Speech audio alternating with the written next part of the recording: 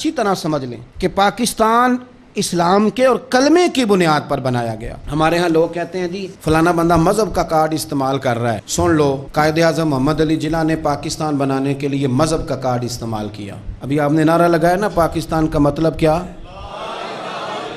تو یہ مذہب کا کارڈ نہیں، مذہب کا کارڈ استعمال کیا تو پاکستان بنا۔ اب تو نہیں مجھے پتا، مجھے زیادہ موقع نہیں ملتا۔ جب صرف ہم پاکستان ٹیلی ویژن ہی دیکھتے تھے نا، پی ٹی وی، تو جب 14 اگست قریب آتا تھا تو قائد اعظم کے چھوٹے چھوٹے کال ٹی وی پہ آتے تھے، اور وہی کتابوں میں بھی درج ہیں۔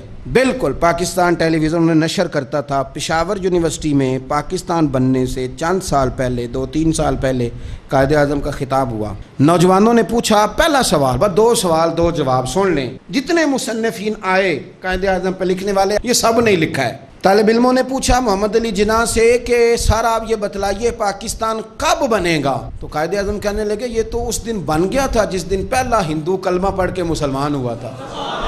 تو بنا ہوا ہے، اب تو صرف ہم نے حد بندی کرنی ہے۔ پاکستان تو بنا ہوا ہے، جس دن پہلے بندے نے کلمہ پڑھا تھا بن گیا تھا۔ اس نے فوراً دوسرا سوال کیا، اس نے کہا یہ بتلائیے دستور، منشور، آئین، پالیسی، فارن پالیسی، خارجہ پالیسی، داخلہ پالیسی، یہ کون سی پاکستان میں آپ نافذ کریں گے؟ تو قائد اعظم کہنے لگے یہ آپ نے عجیب بچوں والا سوال پوچھا ہے، دستور، منشور، پالیسی، خارجہ، داخلہ، اس کا کیا مطلب ہوا؟ کہنے لگے ہم نے کوئی پالیسی نہیں بنانی، پالیسی تو ہمیں مدینے والے رسول نے بنا کے دے دی ہے، ہم نے تو بس وہ نافذ کرنی ہے۔ لیکن یہاں پتہ نہیں لوگ کہاں سو گئے، ان کی زندگی نے وفا نہیں کی، وہ چلے گئے۔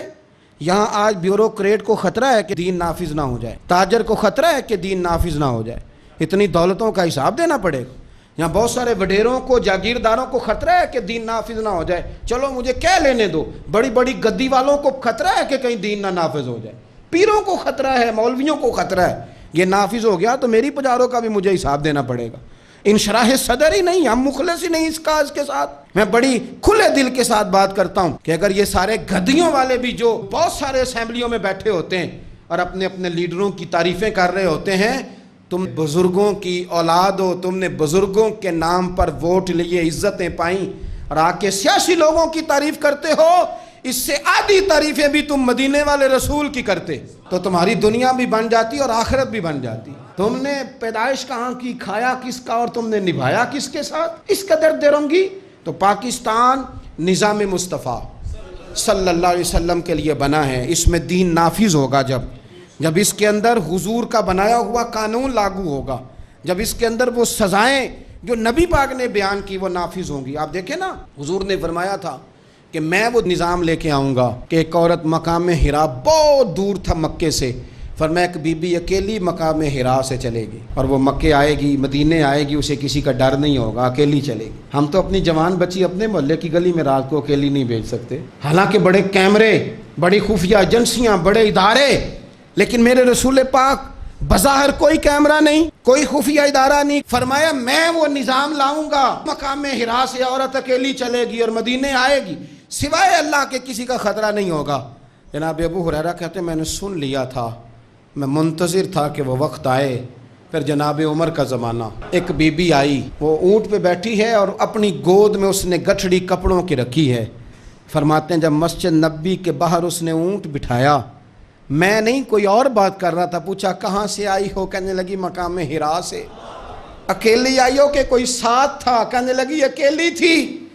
کہا کسی نے کچھ کہا تو نہیں؟ کہنے لگی قربان جاؤں مدینے والے نبی کے نظام پر، کسی نے آنکھ اٹھا کے نہیں دیکھا، روٹی تو پوچھتے رہے، پانی تو پوچھتے رہے، سونے کو جگہ تو دیتے رہے، پر سارے میرے عزت کی، ناموس کے محافظ رہے۔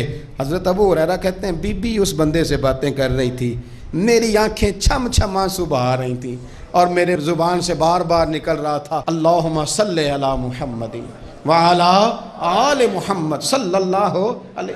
اور صاحبو یاد رکھو، ابھی تک برادری کا سسٹم ہے، ابھی تک اونچ نیچ ہے، ابھی تک لوگ کہتے ہیں یہ فلانی برادری تو یہ فلانی برادری۔ میرے رسول پاک صلی اللہ علیہ وسلم نے وہ نظام دیا کہ جس میں حضرت عثمان غنی کو ان کے بھائیوں نے، کزنوں نے میٹنگ پہ بلایا، اور بلا کہا تجھے کل بھی بلایا تھا تو آیا ہی نہیں، اچھا تو ہمارا بھائی ہے۔ تو عثمان غنی کہنے لگے تم نے باپ دادا کے نام پہ بلایا تھا تو میں آ گیا تھا، ورنہ بھائی بھوئی والی بات کوئی نہیں۔ کیا مطلب؟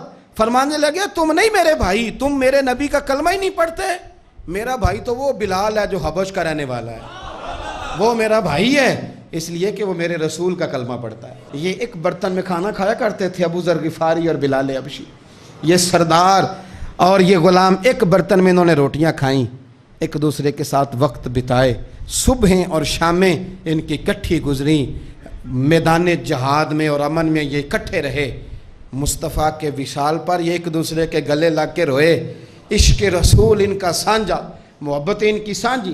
یہ والا ماحول پاکستان میں دینے کے لیے پاکستان بنایا گیا تھا۔